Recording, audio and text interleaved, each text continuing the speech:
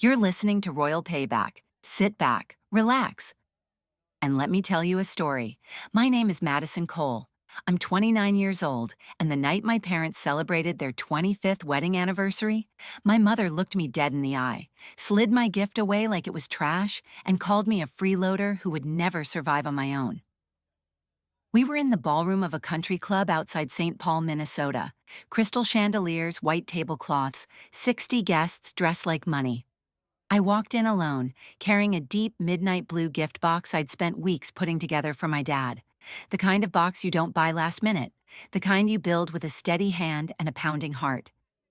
My mom, Patricia, stared at the box, then at me.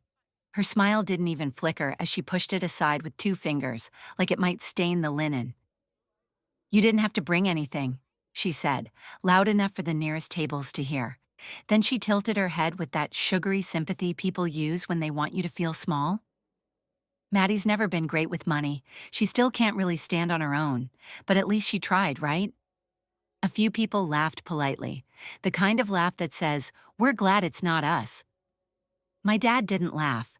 He leaned back in his chair, looked me up and down like he was appraising a dented used car, and added, "We don't need your cheap gift. Take it and get out before you embarrass yourself." I felt 60 pairs of eyes land on me at once, curious, amused, already convinced they knew exactly who I was and what kind of life I'd ruined. I could hear the string quartet somewhere behind me, still playing like nothing was happening, like my humiliation was just background noise between dessert courses. And for half a second, I was 19 again. 19, standing in our kitchen with an acceptance packet in my hands, telling them I'd gotten into a hospitality program in Chicago. 19, watching my mother sip wine and say, "You're going to school to learn coffee and pancakes? That's be cute." 19, hearing my father say, "Everything extra is going into Trevor's future, like my brother's dreams were a stock portfolio and mine were a hobby." Then I blinked and I was back in the ballroom. My younger brother, Trevor, was lounging a few chairs down in a tailored suit, smirking like this was the best part of the night. He didn't even try to hide it. He leaned toward the person next to him, murmured something, and they both laughed under their breath. I didn't cry. I didn't scream. I didn't beg. I picked up the box, placed it right back in front of my parents, and smiled. Slow, calm, controlled. "You really have no idea what you're turning down," I said. My mother's smile tightened. "Madison," she hissed, still performing sweetness for the room, "don't make a scene." "A scene," I repeated softly. "You just made one. I'm simply finishing it." I could feel my pulse in my fingertips as I rested my hand on the lid. The box looked almost too elegant for what it carried. Dark velvet lining, custom fit, heavy like a secret. Because that's what it was. A secret I'd spent years earning, and a test I hadn't decided they deserved to pass. Someone at the nearest table leaned forward. I saw a phone appear, camera angled casually, like they were filming a toast. A woman I recognized from church whispered, "Is that Maddie? I thought she was still struggling." My dad cleared his throat, suddenly uneasy, like he'd realized too late that humiliating me in public might come with consequences. "Just stop," he said, low now, for me instead of the room. "Not here." I met his eyes. "You're right," I said, voice steady. "Not here." Then I lifted the lid anyway, just an inch, and the first thing everyone saw wasn't what they expected. It wasn't jewelry. It wasn't a sentimental photo. It wasn't anything you could laugh off as cute. It was something that made the nearest guests go quiet so fast the music suddenly sounded wrong. My mother's breath caught, my father's face drained of color, and my brother, my perfect golden brother, sat up straight for the first time all night, staring at that box like it had his name on it. Because it did, not on the outside, inside. And right as I started to open the lid the rest of the way, Trevor whispered, barely audible, "Maddie, where did you get that?" I looked at him, still smiling, and that's when I realized he wasn't afraid of what my parents would think. He was afraid of what I knew. I lifted the keys a little higher, letting the light catch them, letting the silence stretch until it started to itch. "This," I said calmly, is the key to a house on the Gulf Coast. 3 bedrooms, wraparound porch, private dock, paid in full. Someone gasped. Someone else actually said, "Oh my God," out loud, like they'd forgotten they were supposed to whisper. My mom's laugh came again, louder this time, brittle. "She's exaggerating," she said quickly, turning to the guests like she was smoothing over a spill. "Madison has always had a flair for drama. She can barely afford rent. Everyone knows that." Everyone didn't know that. They only knew the version of me my parents had been feeding them for years. The stubborn daughter, the ungrateful one, the girl who ran off, refused help, and was now struggling to find herself. My dad finally spoke, and when he did, his voice was different. Lower, careful. "Maddie," he said, using the nickname he hadn't used since I was a kid. "Let's not do this here. We can talk later." Later, private, where there were no witnesses. I smiled at him, and it felt strange how easy it was. "No," I said, "we can talk right now, since you were comfortable talking about me earlier." That landed. A woman from my parents' church leaned forward, eyes sharp. "What do you mean, Madison?" I didn't answer her right away. Instead, I reached back into the box and pulled out the folded document beneath the keys. Thick paper, official, the kind of paper banks love. "This," I said, unfolding it just enough for the heading to be visible, "is the deed." My mom's face went pale, not offended pale, afraid pale. That's not funny," she said. "You shouldn't joke about things like that." "I'm not joking." Phones were fully out now. No one was pretending otherwise. A man at the next table was already typing, eyes flicking between his screen and my face. My brother Trevor stood up halfway, then stopped, like he didn't know what his role was anymore. "You didn't," he started, then lowered his voice. "You didn't buy that house for them, did you?" For them. That was the first time anyone in my family had admitted out loud that it was even possible I could do something like this. "I bought it," I said evenly, "because I could." The room went dead quiet. I turned slightly, addressing the tables instead of my parents now. For years, my mom and dad have told people I was barely scraping by, that I refused their help, that I ran away instead of growing up. My mother shook her head, eyes glassy. "That's not fair." "When I was 18, I continued, not raising my voice, I got into a hospitality management program. I needed help covering the gap. They said no. When I was 19, they told me the house was too crowded and I needed to move out." A murmur rippled through the room. "I left with $800, a suitcase and a bus ticket. They never called to ask if I made it." That one hurt people to hear. I could tell, because neglect is harder to excuse than anger. My dad opened his mouth, then closed it again. He looked smaller now, older. My mom reached for the box again, slower this time, cautious. "Madison," she said softly, tears finally slipping free. "We didn't know. If we had known you were successful, we would have—" "You would have what?" I asked. "Treated me differently?" That was the wrong question. She didn't answer it. She just looked at the keys. "At the house," she said instead. This could help your father. He's been under so much stress. We can start fresh. This could be a gift, a peace offering." There it was. Not pride, not regret, need. I slid the box just out of her reach. The movement was small. The meaning wasn't. "This was going to be yours," I said quietly. "A real retirement, not a Facebook fantasy. A thank you for raising me." My dad's shoulders sagged with relief, like he'd already accepted it. "Maddie," he said, gentle now, "we made mistakes, but families forgive. Let's not ruin this night." I looked at him, at both of them. "And then you called me a freeloader," I said, 5 minutes ago. The word hung there, ugly and undeniable. I closed the lid of the box. The sound wasn't loud, but it felt final. "This," I said, lifting it back into my hands, "is not yours." My mom's breath hitched. "You can't just walk away with that." "I can," I said, "and I am." Gasps, whispers. Someone muttered, "I don't believe this." I stepped back from the table, turning toward the ballroom doors. My legs felt steady, my chest felt light. Behind me, my mother's voice broke completely. You can't do this to your own parents. I paused, just long enough. I didn't, I said. I just stopped letting you do it to me. Then I walked away, past the chandeliers, past the stairs, carrying the box they'd called cheap, never once looking back. And I didn't know it yet, but the real fallout hadn't even started. By the time I reached the hotel, my phone was vibrating so hard it rattled against the nightstand. I didn't look at it right away. I kicked off my shoes, set the navy blue box carefully on the desk like it was fragile, not because of what was inside, but because of what it represented, and sat on the edge of the bed in the dark. Then I flipped the phone over. 17 missed calls. My mom, my dad, Trevor, an aunt I hadn't spoken to in years. 2 numbers I didn't recognize at all. The texts were worse. How could you do that to us? You humiliated your father in front of everyone. We need to talk about the house. Please, Madison, call me, please. This has gone too far.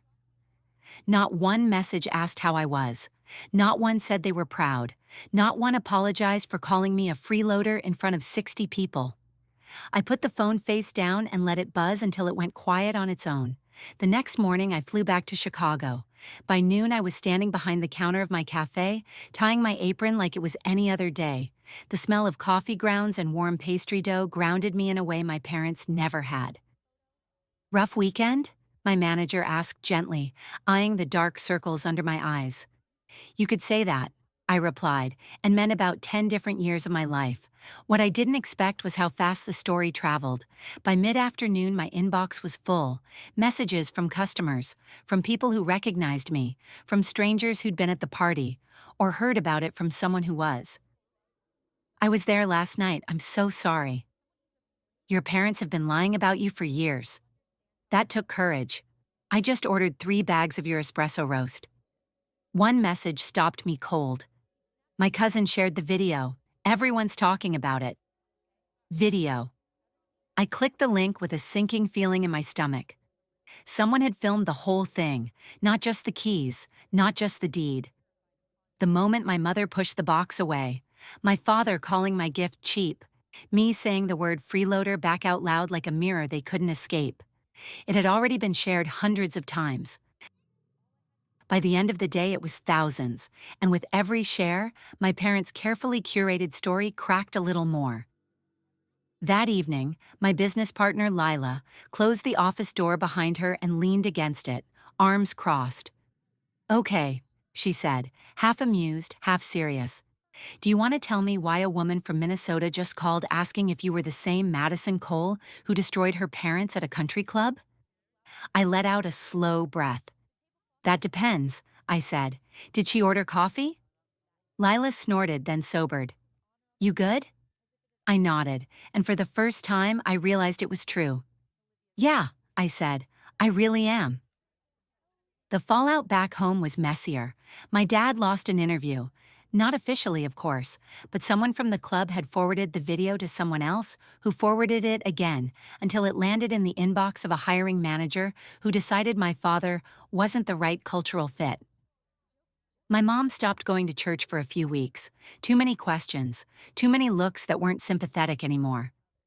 Trevor texted me late one night. You didn't have to blow everything up. I stared at that message for a long time before replying. I didn't blow it up. I just stopped holding it together for you. He didn't respond. A month later, my mom called. I almost didn't answer, but curiosity won. Her voice was smaller than I remembered. Careful, like she was afraid of saying the wrong thing and losing whatever tiny thread still connected us. I'm sorry for how things looked, she said. Looked. Not how they were, not what they did, just how it appeared to others.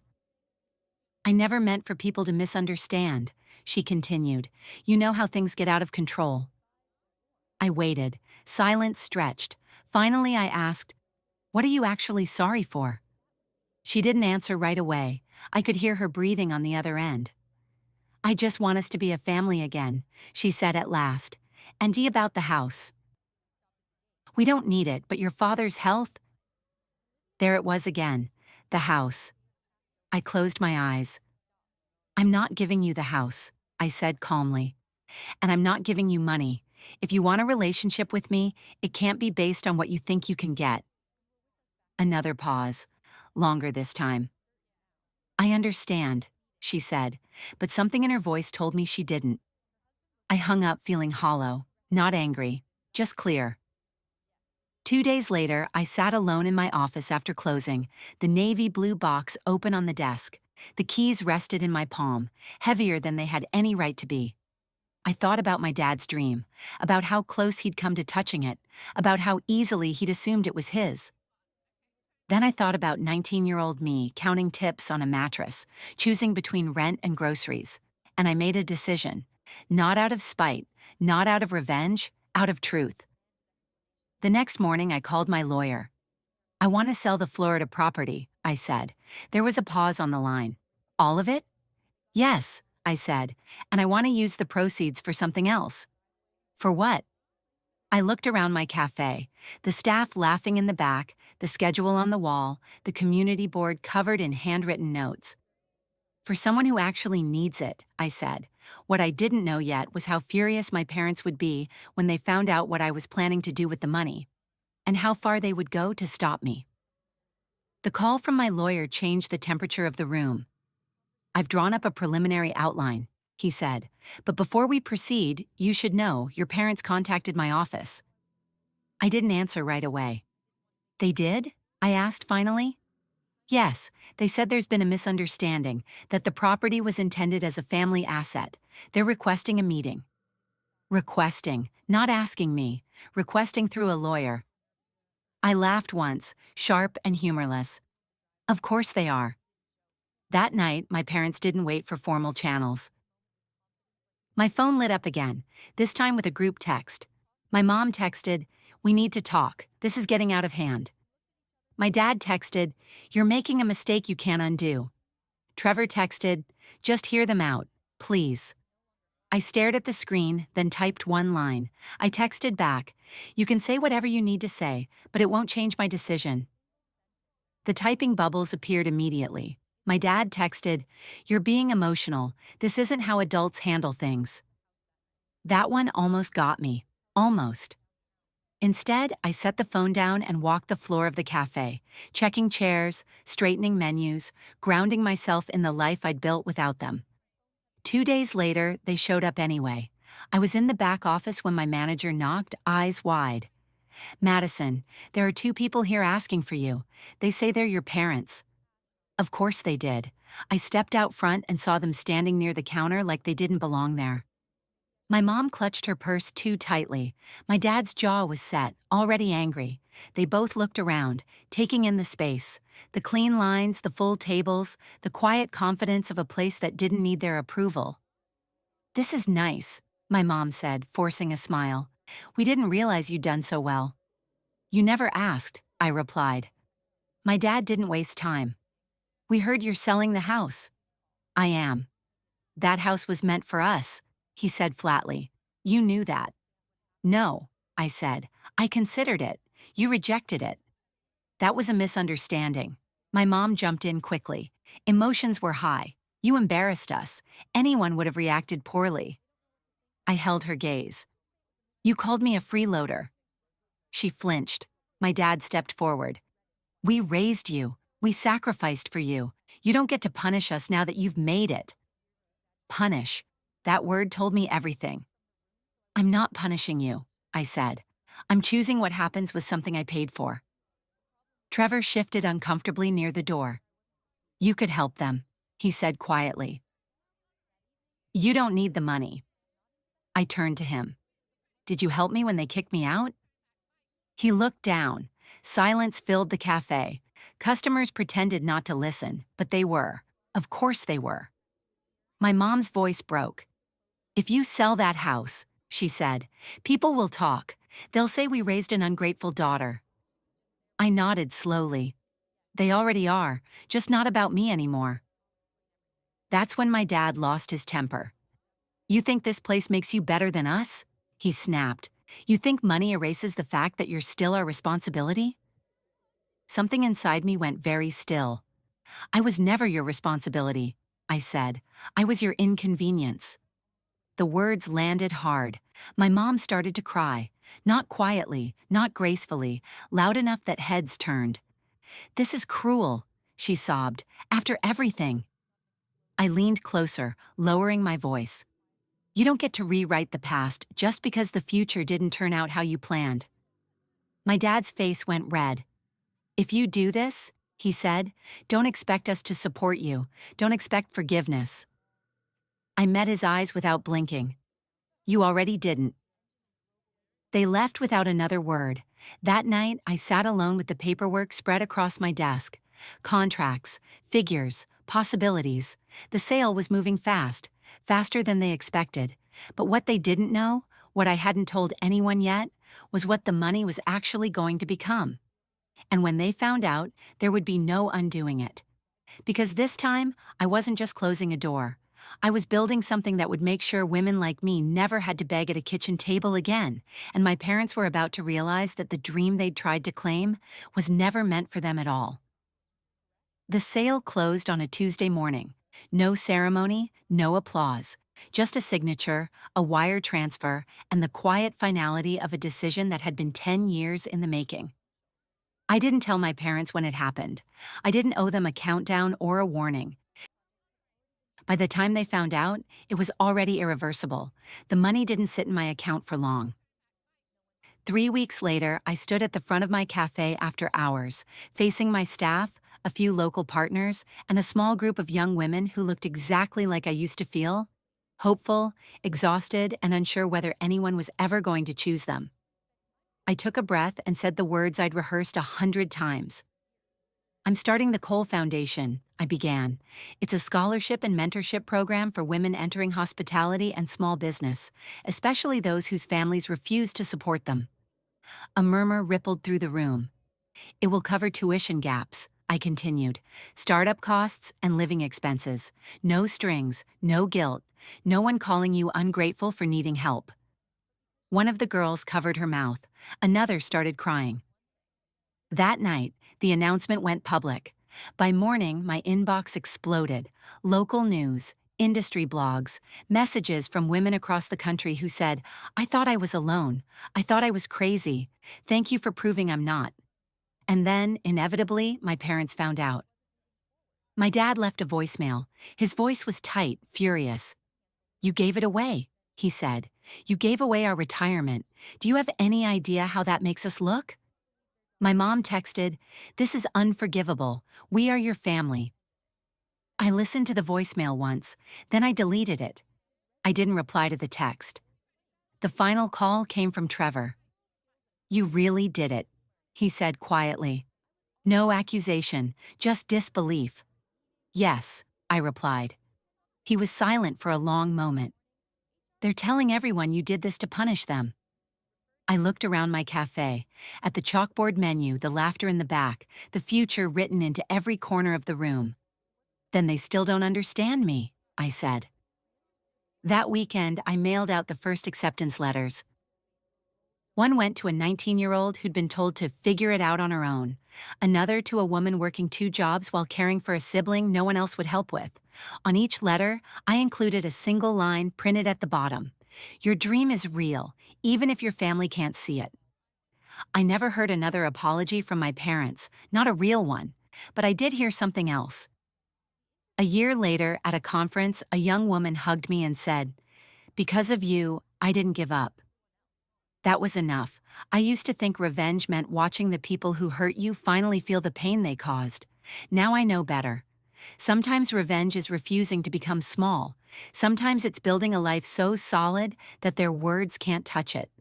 And sometimes it's taking the power they tried to hold over you and giving it to someone who actually deserves it. That night, my parents lost a beach house they never earned, but I gained something far more permanent: my name, my voice, and a life no one could ever call cheap again.